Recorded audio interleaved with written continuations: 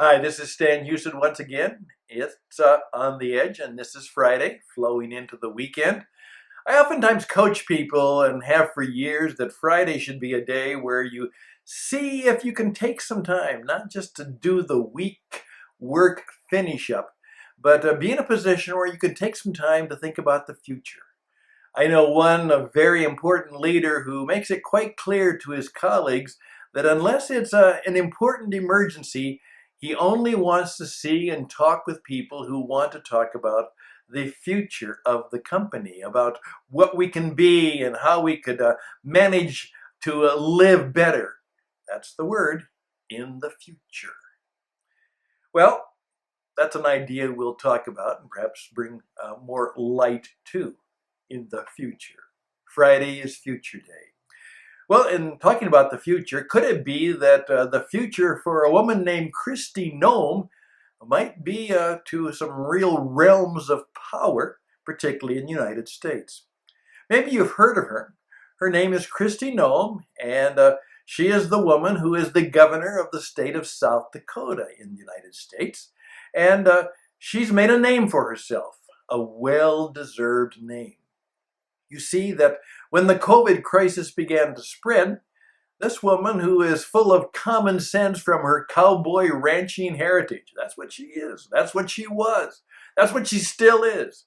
And with a smile on her face, she'll say, well, I'll always be a little bit of the cowboy cowgirl ranch in me because that's who I am. And I like that because I believe the cowboy ethos is something we all need to have more of as we press on into 2021. But when the COVID crisis hit, she made a name for herself because she didn't go along with everybody else. The shutdowns were not fully in place in South Dakota. She managed the situation quite differently with a lot more freedom and a lot less shutdown. And it had its ups and downs and back and forth, but it now appears that she's handled that so well that South Dakota has suffered less than most states, certainly has suffered. They've made some mistakes, but not nearly as many as others have. And they are looking forward that they will have the vaccination plan in place and things will be better. Kristi's done her job. She can be proud. However, here's the truth. Because of the polarization of the politics, she still is being criticized, picked at, somewhat poke fun at. Obviously, those who may view her as a political opponent have even been more so. It's frail, and it usually doesn't hold up. But here's the lesson. No matter if you are successful, and the more successful you are in doing good things, the more criticism you will get. Human nature is sometimes kind of a bad nature. And so I just want us to know you will always have critics in your life. You will always have people who will try and put you down, take you down, in some way hold you down. That is the way the world works, and you must do it differently. First of all, she's quite a maverick. She lived differently, and she has to do things differently. But the difference will not be that she will avoid criticism. She will have more than her share. But you know what? She can handle it. She will press on. She understands that, and she will do the right thing. But we all need to know when the going gets tough, the tough not only get going, but there will be more than our fair share of the critics and the commentariat and the people who simply always have something negative to say about the things we're doing and the success we are bringing to our business, our enterprise, and the things we are doing. But you just press on with a smile. You know better. You take that injunction which says that in all the opposition we are more than conquerors, and you press on. You press toward the mark of the high calling you have, and perhaps even what God has called you to be and do. I wonder if Miss Noem might be president of the United States someday. I think that might be in the future.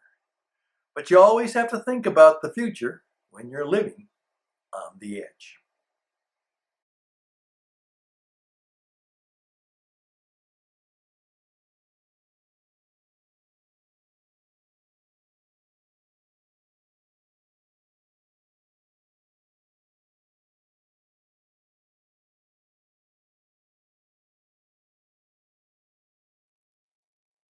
Again, thank you for joining me for 5 minutes of how we can live when we live on the edge. My name, of course, is Stan Houston, and I lead What It Takes Radio, which is one of the going and growing podcast production companies in the United States and spreading, we hope, throughout the world. I'm looking for people who want to work with me. They want to be involved in this new industry of radio and television online, where people make a difference and they reach out and touch people for the good things of life and business and service to others around the world. So if you're interested in being a part of What It Takes Radio, you'd like to do a podcast, you'd like to do a video program, you would like for people to come into your company and teach them how to do that. And perhaps you'd like to know just a little bit of, Stan, could you help me with some of this wisdom stuff? I can do that. I've got lots of years of experience, and if you would need someone to come into your life to help you explore the path that you should be on, I think we can do that. So why don't you reach out to me and see if we can help you. I know we can help you in some way.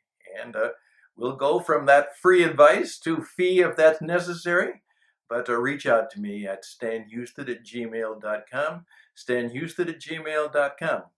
I look forward to visiting with you. All the best. Bye for now.